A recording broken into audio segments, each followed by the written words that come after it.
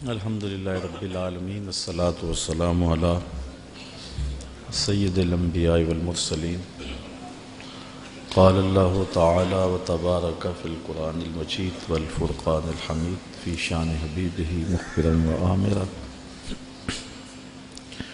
ان اللہ وملائکتہ یصلون علی النبی یا ایہا الذین آمنوا صلوا علیہ وسلموا تسلیما صلاۃ والسلام وعلى آلك وأصحابك محبوبا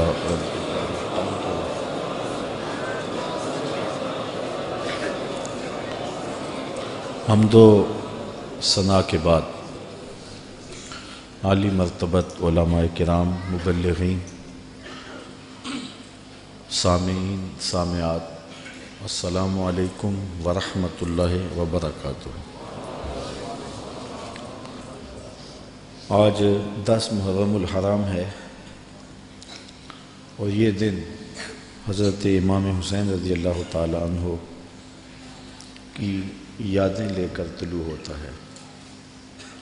ویسے تو ہر دن امام حسین کا دن ہے، لیکن 10 محرم الحرام کو ایک خاص نسبت ہم سے صدیاں قبل دوپہر کے وقت عظیمت کی جو داستاں انہوں نے رقم کی تھی، آج اہل ایمان کائنات کے گوشے گوشے میں ان کو خراج پیش کر رہے ہیں۔ اتنے آنسو کسی کے لیے نہیں بہے جتنے امام حسین کے لیے بہے، اور اتنی آہیں اور سسکیاں کسی کی محبت میں نہیں ہوئیں جتنی حضرت امام حسین رضی اللہ تعالی عنہ کے لیے ہوئیں۔ صدیاں اداس ہیں حضرت امام حسین کے لیے۔ نواسہ رسول نے عظیمت کی جو داستاں رقم کی اور جس طرح انہوں نے دین کے گرتے ہوئے پرچم کو اٹھا لیا اور اپنا گھر لٹا کے دین کو لٹنے سے بچا لیا، آج ہمارا ایک ایک عضو بدن ان کو خراج عقیدت پیش کرتا ہے۔ ہمارا دل، ہمارا قلب، ہماری آنکھیں ان کے حضور محبتوں کا خراج پیش کرتے ہیں۔ علماء سے آپ نے اس عنوان سے بہت ساری باتیں سنی اور محبتوں کے نغمے بھی چھڑے رہے، کربلا کی یاد بھی تازہ ہوتی رہی اور زخموں سے خون بھی بہتا رہا اور آنکھیں آنسوں کے خراج بھی دیتی رہیں۔ یہ ان کے ساتھ محبت کا ایک ثبوت ہے۔ حضرت امام حسین رضی اللہ تعالی عنہ کی سیرت، آپ کا انداز معاشرت، آپ کی زندگی اور آپ کی یہ عظیم قربانی ہم سے اس چیز کو طلب کرتے ہیں کہ ہم ان کے اسوہ کو اپنائیں۔ چونکہ وقت بہت تھوڑا ہے، میں 2-4 باتیں جو حضرت امام حسین کی زندگی سے ہم روشنی لے کر کے اپنی زندگیوں میں ڈال سکتے ہیں۔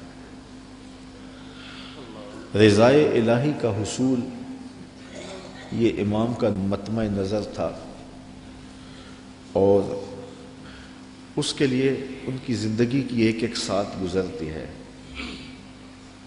اللہ کی رضا کے لیے، اس کی قربت کے لیے اپنی جان قربان کر دینا اور اپنا سب کچھ لٹا دینا، یہ بندگی کی معراج ہے۔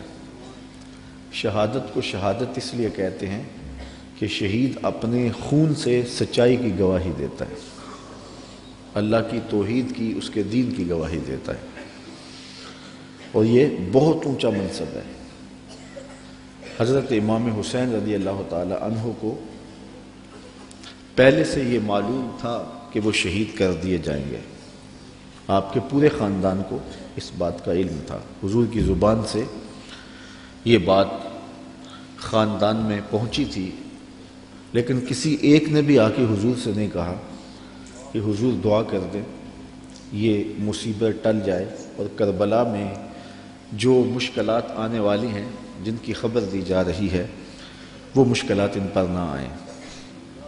آپ تاریخ پڑھ لیں، یہ نہ حضرت سیدہ فاطمہ نے کہا ہے، نہ مولا کائنات نے آ کے عرض کی ہے، نہ خود امام حسین رضی اللہ تعالی عنہ نے حضور کی بارگاہ میں کہا ہے، نہ حضور نے کہا ہے کہ مالک حسین سے شہادت ٹال دے، بلکہ حضور کے ہاتھ اٹھتے ہیں تو دعا یہ نکلتی ہے، اللہم آت الحسین صبرا و اجرا، اے اللہ میرے بیٹے حسین کو صبر بھی بخش دے، اجر بھی بخش دے۔ تو حضور نے کیوں کہنا تھا کہ میرے بیٹے کو شہادت نہ ملے؟ وہ تو اس امتحان کے لیے تیار کر رہے تھے۔ استاد جب شاگرد کو پڑھاتا ہے، محنت کراتا ہے، تو وہ یہ کبھی نہیں چاہتا کہ میں نے جو اس کو محنت کروائی ہے اس کے امتحان نہ ہو۔ وہ کہتا ہے یہ امتحان گاہ میں جائے، زمانے کو پتہ چلے کسی استاد نے پڑھایا تھا۔ تو حضور حضرت امام حسین کے لیے دعا مانگ رہے ہیں کہ مالک اسے صبر بھی دے، اجر بھی دے۔ جب کربلا میں حسین پیاس کاٹے تو پھر بھی ان کی زبان پر شکایت کا لفظ نہ آئے تو لوگ کہیں واقعی پیغمبر کی زبان چوسی تھی۔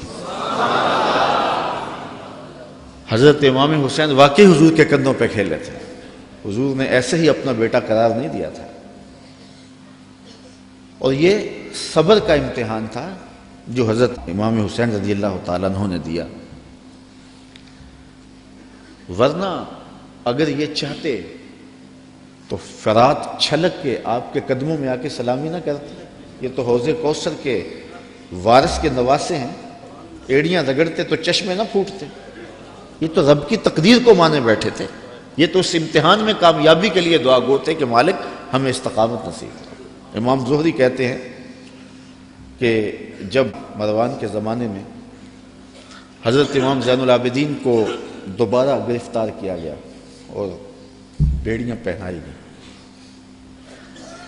سب سے زیادہ دکھ حضرت امام زین العابدین نے دیکھے، کھلی آنکھوں سے یہ منظر کربلا کا سارا انہوں نے دیکھا ہے۔ کہتے ہیں واقعہ کربلا کے بعد امام زین العابدین کبھی بھی ہنسے نہیں تھے اور کبھی ٹھنڈا پانی بھی نہیں پیا تھا۔ شاید پانی پینے لگتے ہوں گے تو سکینہ کی پیاس یاد آتی ہوگی۔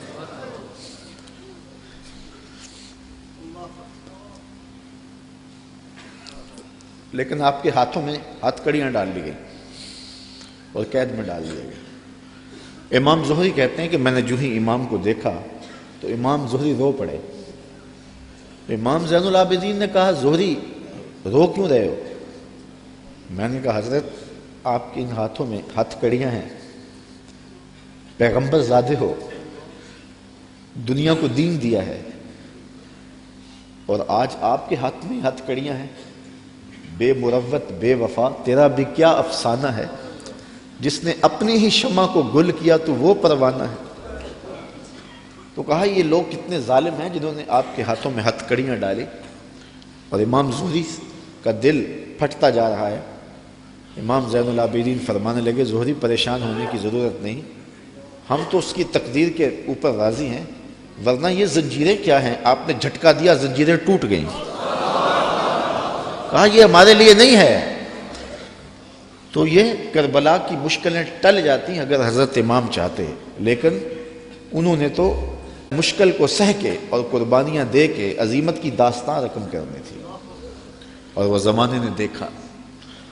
تو حضرت امام حسین رضی اللہ تعالی عنہ کی سیرت سے یہ چیز سیکھی جا سکتی ہے کہ ہم اپنے آپ کو قربانی کے لیے تیار کریں اور اپنے فکر کی، اپنی سوچ کی پرورش اس طرح کریں کہ کبھی مشکل وقت میں کھڑا ہونے کا مرحلہ آ پہنچے تو پھر ہمارے قدم ڈگمگائے نہ، پھر ہمارے پاؤں میں لرزش نہ آ جائے، ہمارے زوردار نعرے اور ہمارے پرجوش خطاب، ہماری خطابت کے تن تنے اور ہمارے فلسفے وہاں دم نہ توڑ جائیں جہاں کھڑے ہونے کا وقت تھا، یہ ناداں سجدے میں گر گئے جب وقت قیام آیا۔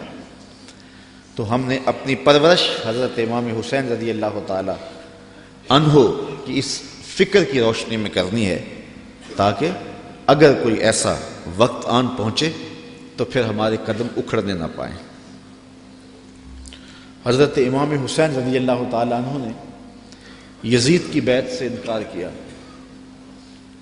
اور اس میں ہمارے لیے سیکھنے کی یہ بات ہے کہ ہم کبھی بھی کسی ظالم کے ہاتھ پہ بیعت نہ کریں۔ یہ جو مصلی کی امامت ہے، میں اپنے اس جملوں پہ آپ کی توجہ چاہوں گا۔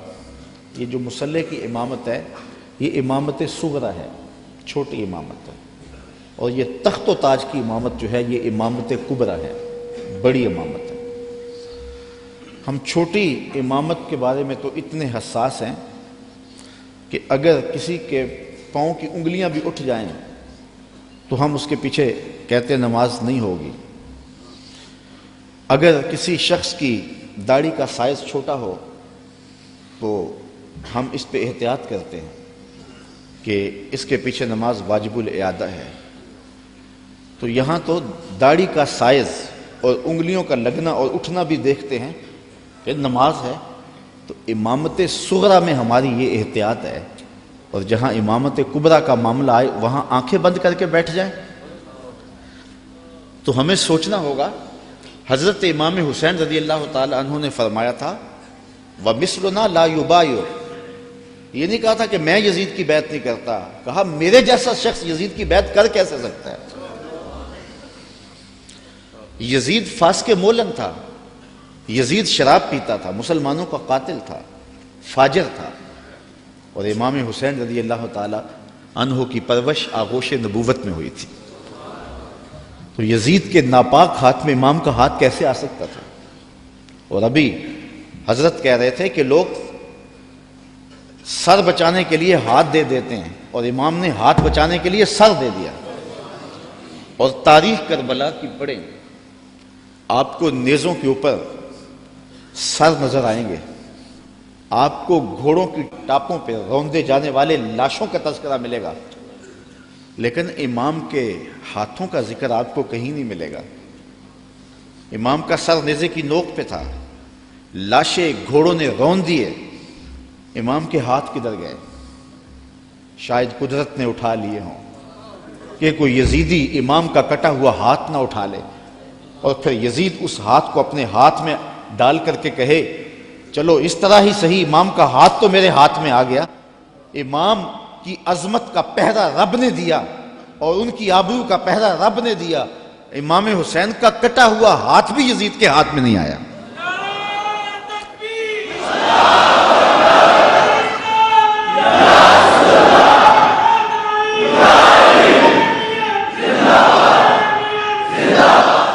اور اس ہاتھ کو بچانے کے لیے مدینہ چھوڑا۔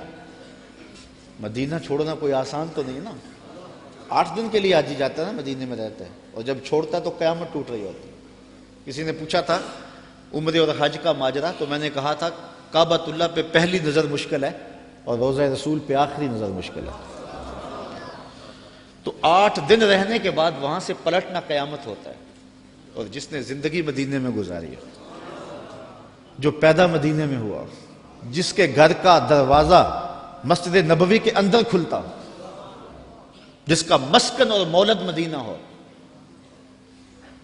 اعظم چشتی مرحوم جب مدینہ رسول میں آخری حاضری پر گئے تو بیمار تھے، ویل چیئر پہ تھے، تو انہوں نے الوداع ہوتے ہوئے خادم سے کہا کہ میرا رخ حضور کے روضے کی جانب رہنے دو اور کچھ پیچھے سے کھینچو۔ اور جب وہ نظارے نگاہوں سے اوجھل ہونے لگے تو اعظم چشتی مرحوم نے کہا کہ جاں بدن سے نکلتی ہے اعظم، جاں بدن سے نکلتی ہے اعظم، کوئی آسان ہے مدینے سے جدا ہونا؟ تو اپنی فکر کی آبیاری کے لیے اور یزید سے اپنے ہاتھ کو بچانے کے لیے آپ نے وہ شہر مدینہ بھی چھوڑا، شہر خوبہ بھی چھوڑا، پھر مکہ المکرمہ بھی چھوڑا۔ 8 ذی الحج کو مکہ المکرمہ چھوڑا، تاریخ پڑھیں آپ، اور منا میں 8 ذی الحج کو لوگ جمع ہو رہے ہیں، اے تماشا گاہے عالم روئے تو کجا بہرے تماشا می روی۔ اب یہاں مجھے اقبال یاد آئے، مدعاش سلطنت بوتے اگر خود نہ کر دے وا چنی ساما سفر۔ اقبال کہتے ہیں کہ اگر حضرت امام حسین رضی اللہ تعالیٰ عنہ کا مدعا سلطنت کا حصول ہوتا تو اتنے تھوڑے لوگوں کے ساتھ آپ کبھی بھی سفر نہ کریں۔ ٹوٹل 145 افراد ہیں، بچوں اور خواتین کے سمیت۔ اور سارا مدینہ آپ کا مرید ہے۔ اللہ اکبر۔ مکے میں پوری دنیا سے حاجی آ رہے ہیں، لیکن آپ مکے کو چھوڑ کے جا رہے ہیں۔ طرمہ بن عدی بن حاتم راستے میں ملتا ہے تو 30,000 کا لشکر آپ کی پشت پہ کھڑا ہونے کا عندیہ دیتا ہے۔ آپ فرماتے ہیں مجھے یہ بھی قبول نہیں ہے۔ یزید کا مکروہ چہرہ بے نقاب کرنے جا رہے تھے اور اس شہادت کو چومنے جا رہے تھے جس کی بشارت رسول اللہ نے دی ہوئی تھی، اور پھر بڑھتے گئے اور اٹھنے والے قدم حضرت امام کے پیچھے نہیں ہٹے، اور قیامت تک لوگوں کو درس اور سبق دے گئے کہ حق کے لیے جان کا نذرانہ پیش کرنا پڑے تو یہ سودا سستا ہے۔ آج دین کی قدریں پامال ہوں اور ہم ڈھب سے بات بھی نہ کر سکیں تو میں پوچھتا ہوں کیا حجرہ فاطمہ سے بڑی بھی کوئی خانقاہ ہو سکتی ہے؟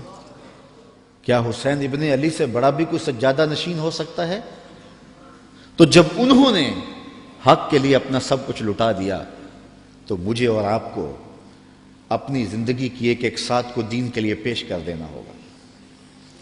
حضرت امام حسین سے سیکھا جا سکتا ہے صبر اور استقامت کا سلیقہ کہ انہوں نے کس طرح صبر کا امتحان دیا۔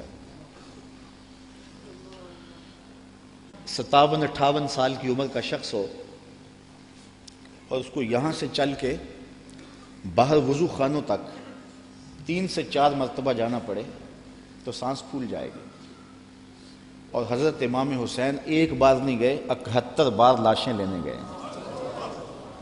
71 مرتبہ لاشیں لینے گئے ہیں، اور لاشیں بھی بیگانوں کی نہیں ہیں، اپنے بیٹوں کی۔ جوان بیٹے کی لاش اٹھانا تماشا لبے بام نہیں ہے۔ کسی کا جوان بیٹا فوت ہو جائے، سارے گھر والے دلاسا دے رہے ہوتے ہیں تو باپ اور ماں سنبھلتے نہیں ہیں۔ ایسے مناظر آپ روز دیکھتے ہیں۔ جنازہ اٹھتا ہے تو 10 آدمی تھام کے لے جا رہے ہوتے ہیں۔ یہ کون ہے؟ کہا اسی کے جوان کی لاش جا رہی ہے۔ جوان بیٹے کی لاش ہو، 10 آدمی سنبھالا دے رہے ہوں اور باپ پھر بھی نہیں سنبھلتا، موت بھی تبھی ہوتی ہے۔ میں سلام پیش نہ کروں اس حسین پر جو جوان علی اکبر کی لاش کو کندھوں پہ اٹھا کے خیموں تک لاتا ہے اور پھر بھی ہاتھ اٹھا کے کہتا ہے مالک حسین کی یہ قربانی بھی قبول فرما۔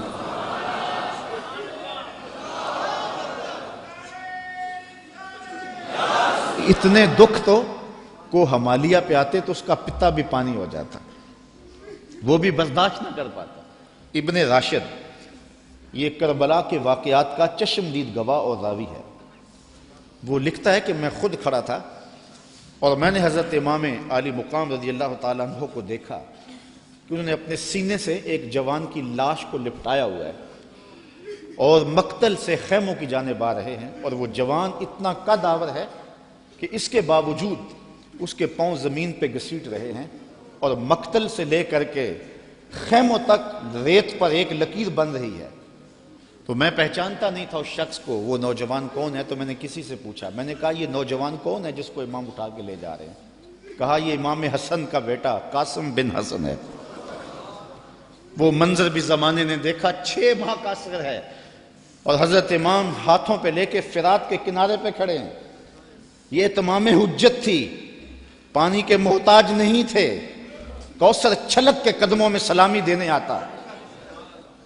حسین ابن علی کے نام پر تو پانی رکتا ہی نہیں ہے۔ میں ذکر کر رہا ہوں، سب کی آنکھوں میں پانی نہیں آ رہا؟ یہ پانی تو آج تک سلامی پیش کر رہا ہے۔ پانی کا مسئلہ نہیں تھا، اتمام حجت تھی۔ کہا تمہاری لڑائی میرے ساتھ ہے، اس 6 ماہ کے بچے نے تمہارا کیا بگاڑا؟ تو پھر کیا ہوتا ہے؟ پانی نہیں ملتا، 2 شاخہ تیر ملتا ہے۔ 6 ماہ کے بچے کا حلق تیر کاٹ جائے، وہ حلق پہ تیر نہیں لگتا، باپ کا کلیجہ کٹتا ہے، لیکن خون ہاتھوں میں لے کے آسمان کی طرف اچھال کے بولتے ہیں مالک حسین کی یہ ننھی قربانی بھی قبول فرما۔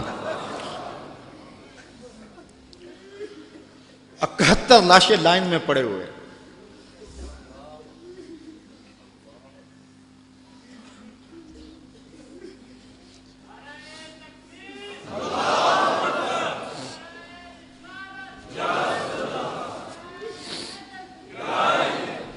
یزیدیوں کی صفاقی، ان کا ظلم اور بربریت ان کے تیور نظر آ رہے ہیں، اور خیمے کے اندر پردادار سادات بیٹھی، رسول اللہ کی شہزادیاں بیٹھی،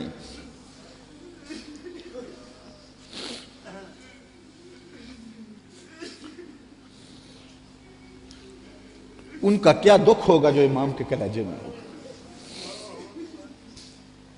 اور وہ شہزادیاں یہ ہیں، کسی کا باہر بیٹا لیٹا ہوا ہے، ان کے بھتیجے اور بھانجے باہر لیٹے ہوئے، ان کو تلقین کرتے ہیں کہ صبر کا دامن نہیں چھوڑنا،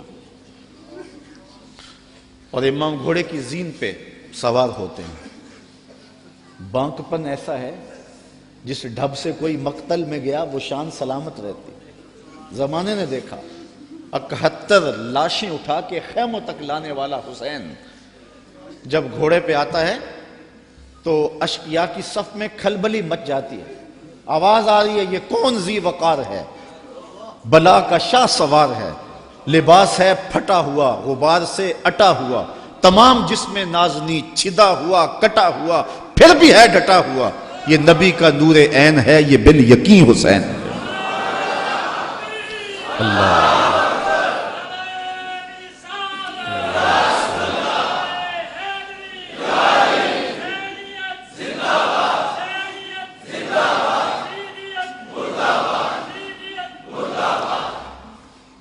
حضرت امام حسین نے صبر کی جو انوکھی داستان رقم کی ہے، کائنات میں اس کی کوئی مثال نہیں ملے گی آپ کو۔ صبر کسے کہتے ہیں اس کے بارے میں کہنے والوں نے بہت کچھ کہا ہے۔ واویلا نہ کرنا، منہ پہ تماچے نہ مارنا، ناشکری کا کلمہ نہ کہنا،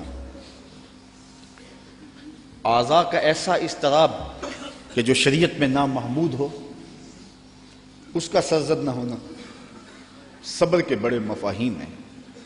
لیکن صبر کا مفہوم میں نے ایک یہ بھی پڑھا ہے کہ صابر وہ ہے جس کے معمول عبادت میں فرق نہ آئے۔ پہلی صف میں کھڑا ہونے کی عادت تھی، نماز پڑھتا تھا، جوان بیٹا فوت ہو گیا، اذان پکاری گئی تو پہلی صف میں کھڑا پایا گیا، نماز قضا نہیں ہوئی، آپ کہیں کہ بندہ صابر ہے۔ گھر میں میت پڑی ہے، نماز قضا نہیں ہوئی، جس کے معمول عبادت قضا نہ ہوں وہ صابر کہلاتا ہے۔ صبح اٹھ کے قرآن پڑھنے کی عادت تھی، گھر میں میت پڑی ہے، چلو دوپہر کو تدفین ہونی ہے، نماز پڑھی تو تلاوت آج بھی چھوڑی نہیں ہے، ہم کہیں گے بندہ صابر ہے۔ اگر صبر کی یہ تعریف ہے کہ معمول عبادت قضا نہ ہو تو صابر کہلاتا ہے، تو پھر اس تعریف کے آئینے میں امام حسین کو دیکھو، 71 لاشیں پڑی ہیں، اپنا بدن زخموں سے چور ہے۔ محتاط روایت یہ ہے کہ آپ کا جب پیراہن اتارا گیا تو 113 تیر، 33 زخم تلواروں کے تھے اور 34 گھاؤ نیزوں کے تھے، کچھ نیزے بدن میں ٹوٹ گئے تھے، اور گھوڑے کی زین سے فرش زمین پہ آئے۔ صابر ایسا ہے کہ عبادت کا وقت آ گیا، سجدہ قضا نہیں ہونے دیا۔ ایسا صابر ہے کہ سجدہ قضا نہیں ہونے دیا، آتے ہی پیشانی سجدے میں رکھ لی، اللہم رضن بقضائک و صبرن علی بلائک تسلیما لامرک، اے اللہ سب کچھ کٹا کے، اور بچوں کی لاشیں پڑی ہیں، حسین کے لخت لخت سے خون بہ رہا ہے، لیکن حسین پھر بھی حاضر ہو گیا تیرے امر کو تسلیم کرتے ہوئے اور آنے والی مشکلوں پر صبر کرتے ہوئے، اور حسین تیرے حکم پہ راضی ہے، تو بھی بتا تو بھی حسین پہ راضی ہوا ہے یا کہ نہیں ہوا؟ آواز آ رہی ہے، اس نواسے پر محمد مصطفیٰ کو ناز ہے، اس پیاسے پر علی شیر خدا کو ناز ہے، اوروں نے بھی سجدے کیے پر اس کا عجب انداز ہے، اس نے وہ سجدہ کیا جس پر خدا کو ناز ہے۔ عابد ایسا کہ معمول عبادت قضا نہیں ہوا، سجدہ قضا نہیں ہوا۔ اب آپ جانتے ہیں کہ امام حسین کا سر جو تھا سجدے میں جھکا ہوا تھا کہ دست قاتل نے سر انور کاٹ لیا، اور پھر سر انور کو کاٹ کے نیزے کی نوک پہ چڑھا دیا۔ یزیدیوں نے اس لیے کیا کہ اپنے لشکر کو تسلی دیں کہ ہم کامیاب اور کامران ہوئے ہیں، دیکھو سر حسین کٹ کے نیزے کی نوک پہ چڑھ گیا۔ تو جب انہوں نے نیزے کی نوک پہ سر حسین چڑھایا تو لشکر یزید سے آواز آئی، یہ کیسا سر ہے جو کٹ کے بھی سر بلند ہے؟ اس کی سر بلندی اب بھی نہیں گئی، اب بھی یہ اونچا ہے۔ اور جب سر انور نیزے کی نوک پہ چڑھایا گیا تو اس انداز سے چڑھایا گیا کہ کٹی ہوئی گردن کا رخ آسمان کی طرف اور سر انور کا رخ زمین کی طرف۔ تو کسی شاعر نے تخیل باندھا، بآنکھ سر نیزے پہ اور سوئے زمیں ہے روح، یعنی سجدہ ثانی کی ہے آرزو۔ رکعت میں 2 سجدے ہوتے ہیں، ابھی ایک ہوا تھا کہ سر کاٹ لیا گیا، حسین کی پیشانی میں دوسرے سجدے کی آرزو مچل رہی ہے۔ صابر ایسا کہ معمول عبادت قضا نہیں ہوا، اور پھر تلاوت بھی قضا نہیں ہونے دی۔ حسین کا سر نیزے کی نوک پہ ہے، لبوں پہ قرآن جاری ہے، چونکہ حسین کو لوریاں ہی قرآن کی ملی تھی۔ تو حسین ابن علی رضی اللہ تعالی عنہ سے صبر سیکھا جاتا ہے، استقامت سیکھی جا سکتی ہے، اور اپنی زندگی میں اس کا چراغاں کیا جا سکتا ہے۔ بہت ساری چیزیں سیکھنے کی ہیں اس خاندان سے، رواداری اور خودداری بھی سیکھی جا سکتی ہے۔ جب یہ لشکر حضرت امام حسین رضی اللہ تعالیٰ عنہ کو شہید کر دیتا ہے، اور آپ کے لاشوں کے اوپر گھوڑے دوڑائے جاتے ہیں، اور ہوائیں مٹی ان کے اوپر اڑا دیتی ہیں، اور پھر وہاں سے شہیدوں کے سر نیزوں پہ چڑھا کے کوفہ اور کوفہ سے دمشق لے جایا جاتا ہے، تو یزید پوچھتا ہے اپنے خاص لوگوں سے کہ اس راستے کے اندر تم نے ان کی کیفیت کیا دیکھی؟ یزید بدبخت کے دل میں یہ تھا کہ میں اب بھی فاتح بن جاؤں، امام زین العابدین ڈر کے گھبرا کے ان مشکلات سے میری بیعت کر لیں، کیونکہ اگر امام زین العابدین بیعت کر لیتے تو کربلا کی ساری داستان زیرو ہو جاتی، اور وہ یہ کرنا چاہ رہا تھا، لیکن زین العابدین کی رگوں میں بھی تو خون حسین تھا، تو بڑے دکھ دیے۔ آدمی حیران ہو جاتا ہے کہ کس طرح انہوں نے گھوڑوں کے اوپر سوار کرا کے اطرت پیغمبر کو بازاروں میں پھرایا، اور پھر ان کے سر نیزوں کی نوک پہ چڑھے ہوئے تھے، لیکن دربار یزید میں جب پہنچے تو یزید نے اپنے خاص لوگوں سے پوچھا کہ کیا ان کی اب حالت ہے؟ لاشیں کٹ کے وہاں پڑے ہوئے ہیں، سر یہ ہیں، تو اب تو دب گئے ہوں گے۔ تو جو اس نے جواب دیا، اس سے اس خاندان کی خودداری اور غیرت دیکھو۔ اس کے معتمد خاص نے کہا کہ ہم کربل سے یہاں تک پہنچے ہیں، اور ہم نے بہت دکھ بھی دیے ہیں، ان کو ذہنی اذیتیں بھی دی ہیں، بعض جگہوں کے اوپر ان کے اوپر پتھراؤ بھی ہوا ہے، لیکن لگتا یہ رہا ہے کہ فاتح یہ ہیں اور ہم مفتو ہیں۔ ان کا انداز اور ان کا تیور ہمیشہ یہ بتاتا رہا ہے کہ اصل فاتح یہ اور مفتو ہم ہیں، اور حقیقت ہے بھی یہی۔ اقبال کہتا ہے جو دلوں کو فتح کر لے وہی فاتح زمانہ، جو دلوں کو فتح کر لے وہی۔ حشام بن عبد الملک بنو امیہ کا بڑا تگڑا حکمران گزرا ہے، حج کرتا ہوا حجر اسود کے سامنے آیا، دل میں آیا کہ میں حجر اسود کو چوموں، ہجوم اتنا تھا کہ چوم نہ پایا۔ جن لوگوں نے حج کیا ہے منظر آنکھوں میں گھوم گیا ہوگا، تو اتنا ہجوم تھا کسی نے بادشاہ کی پرواہ نہیں کی، راستہ نہیں دیا، وہ ایک سمت کھڑا ہو کے منتظر رہا کہ کوئی رش کم ہو تو میں حجر اسود کو بوسہ کروں۔ اتنے میں امام زین العابدین بھی طواف کرتے کرتے آئے، وہ رک کر کے جب حجر اسود کو دیکھنے لگے تو لوگوں نے راہیں چھوڑ دی، آگے بڑھے، حجر اسود کو چوما اور پھر طواف میں لگ گئے۔ حشام کو بڑا غصہ آیا کہ میں بادشاہ وقت اور میرے لیے لوگوں نے راستہ نہیں چھوڑا اور ان کے لیے راستہ چھوڑ دیا۔ تو وہ اپنے درباری شاعر فرزدق سے کہنے لگا من ہاذا، یہ کون ہے؟ حالانکہ وہ جانتا تھا یہ امام زین العابدین، لیکن اس نے تحقیر کرنے کے لیے تجاہل عارفانہ برتتے ہوئے کہا من ہاذا، اے کون ہے؟ وہ جو فرزدق شاعر تھا تو بادشاہ کا درباری شاعر، لیکن آج اس کی غیرت جاگی۔ جب اس نے کہا نا من ہاذا، یہ کون ہے؟ تو فرزدق نے کہا بادشاہ تو نہیں جانتا یہ کون ہے؟ اس کو تو بتہا کے سنگ ریزے بھی جانتے ہیں یہ کون ہے، اس کو تو فرش والے بھی جانتے ہیں اور افلاک والے بھی جانتے ہیں کون ہے۔ کہا یہ تو فاطمہ کا بیٹا ہے، یہ علی کا شہزادہ ہے، رسول اللہ کا نواسہ۔ اور پھر کھڑے کھڑے امام کی شان میں قصیدہ لکھ دیا، اور اس میں فرزدق نے بادشاہ کو مخاطب ہو کے کہا تیرا نکرہ کرنا اس معرفہ کو نکرہ نہیں کر دے گا، یہ کل بھی معرفہ تھا، یہ آج بھی معرفہ ہے، تیرا من ہاذا کہنا اس معرفہ کو نکرہ نہیں کرے گا۔ بادشاہ کو اتنا غصہ آیا کہ اس نے فرزدق کو ایک بند کنویں میں ڈلوا دیا، قید کروا دیا۔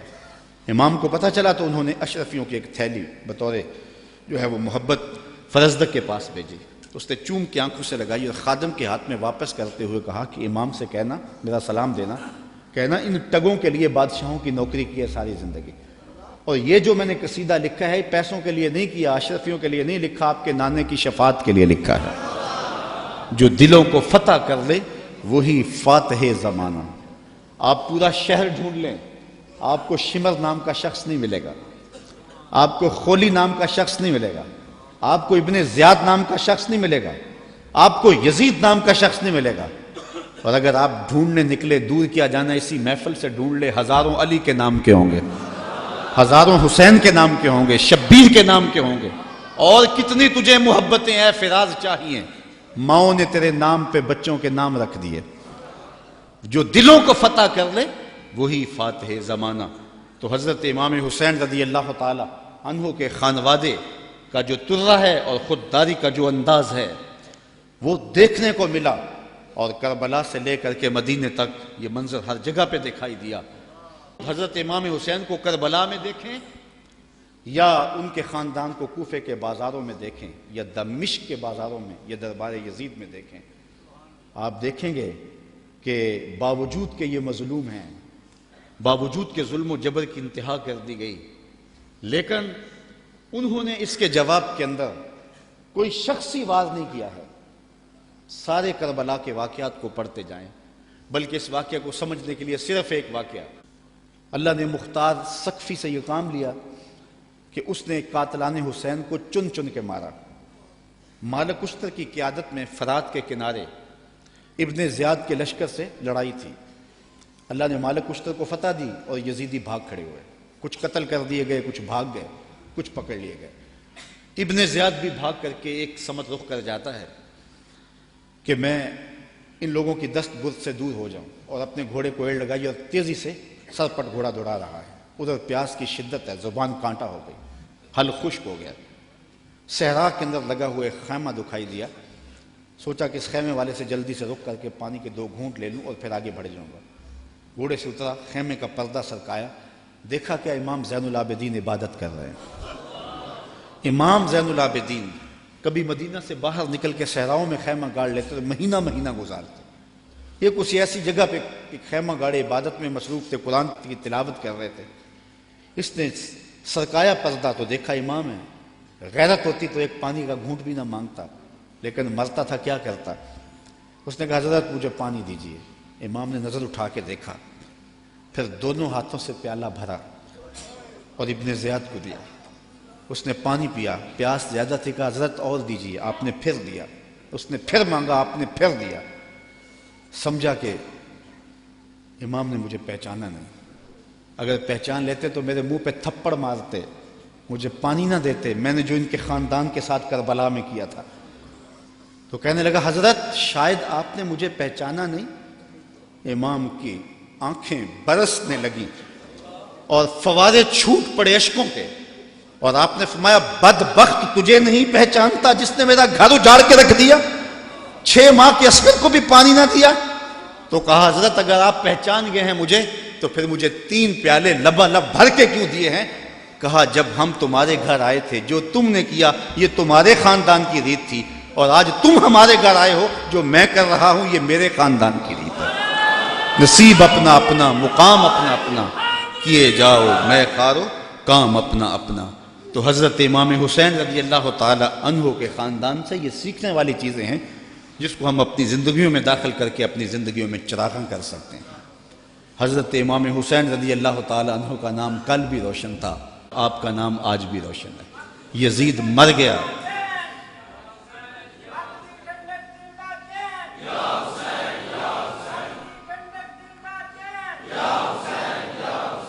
سارا دن بھی ہم نعرے لگاتے رہیں، یہ ایسا نام ہے کہ ہر لمحہ اندر ٹھنڈ اترتی رہتی ہے۔ میں کہتا ہوں آج کوئی ہے جو یزید کا نام لیتا؟ یزیدی ہیں، گلی گلی یزید آج بھی موجود ہے، مختلف روپوں کے اندر یزید ہے، لیکن یزید کو اس قدر امام نے بے نقاب کر دیا کہ آج یزیدی بھی یزید کا نام نہیں لے سکتے۔ اگر کوئی یزید کا نام لیتا بھی ہے تو سر جھکا کے لیتا ہے، دائیں بائیں دیکھ کے لیتا ہے، نام لینے سے پہلے شرمندہ، نام لیتے ہوئے شرمندہ، نام لینے کے بعد شرمندہ۔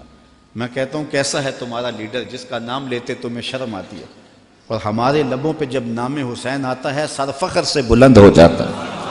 فخر کا دل میں دریچہ باز کرنا چاہیے، فخر کا دل میں دریچہ باز کرنا چاہیے، جن کا تو آقا ہے ان کو ناز کرنا چاہیے۔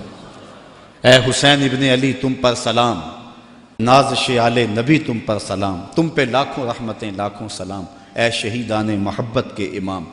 لالا گوں لالا بدن لالا کفن، اے چمن اندر چمن، زندگی ہی زندگی تیری حیات، اے حیات اندر حیات، افتخار ملت بیضا ہے تو، رب کعبہ کی قسم یکتا ہے تو۔ فخر کا دل میں دریچہ باز کرنا چاہیے، جن کا تو آقا ہے ان کو ناز۔ یہ اجتماع ناز کرنے کے لیے، ہم آ حسین والے نہیں ہیں، ہم واہ حسین والے ہیں۔ اتنے زخم تو کو ہمالیہ کے کلیجے پہ لگے تو اس کا بھی پتا پانی ہو جائے، لیکن حسین پھر بھی حق کالم لیے کھڑا ہے، پھر بھی عظیمت کی داستان رقم کر رہا ہے۔ یہ حسین ابن علی ہے، آج ان کی روح کو خراج پیش کر رہے ہیں، محبتوں کے آنسو بھی بہے، ان کے نام کے نعرے بھی لگائے، ان کے فکر ان کے مشن کو بھی سنا، ان کے مناقب بھی روحوں میں اترے، اس عظیم کام کو خراج بھی پیش کیا گیا۔ آؤ آج کے اس اجتماع میں عزم کر کے اٹھیں کہ ہم نقوش امام کو خضر راہ بنائیں گے۔ میں کہتا ہوں حضرت امام حسین نے تو لاشوں کے درمیان بھی نماز نہیں چھوڑی، 71 لاشیں پڑی ہوئی ہیں، پردے داروں کے پردوں کا دکھ بھی ستا رہا ہے، اور بدن میں تیر پیوست ہیں، اور نیزوں کی انیاں پسی ہوئی ہیں، اور گھوڑے کی زین سے فرش زمین پہ آ رہے ہیں۔ آپ نے ان حالات میں بھی نماز نہیں چھوڑی۔ ہم کیسے حسینی ہوں گے کہ 10 محرم کے دن بھی ہمیں نماز نصیب نہیں ہوگی؟ اگر 10 محرم کے دن بھی ہم نماز نہیں پڑھیں گے اور نام حسین ابن علی کا لیں گے تو پھر حرف حرف اور لفظ لفظ منافقت ہوگی۔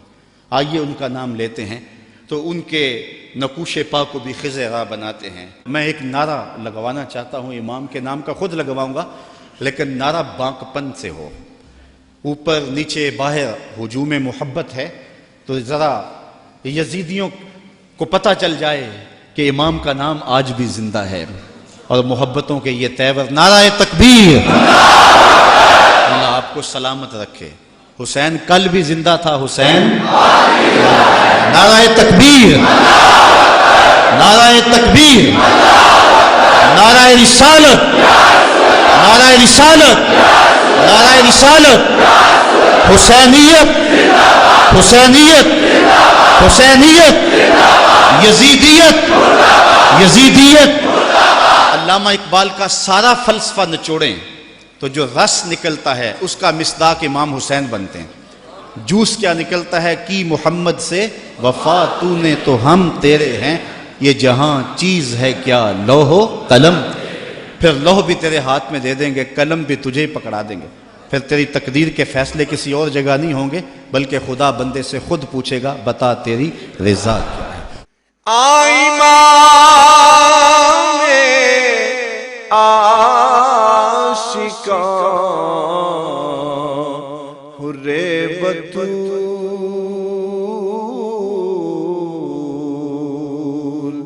سرو آزاد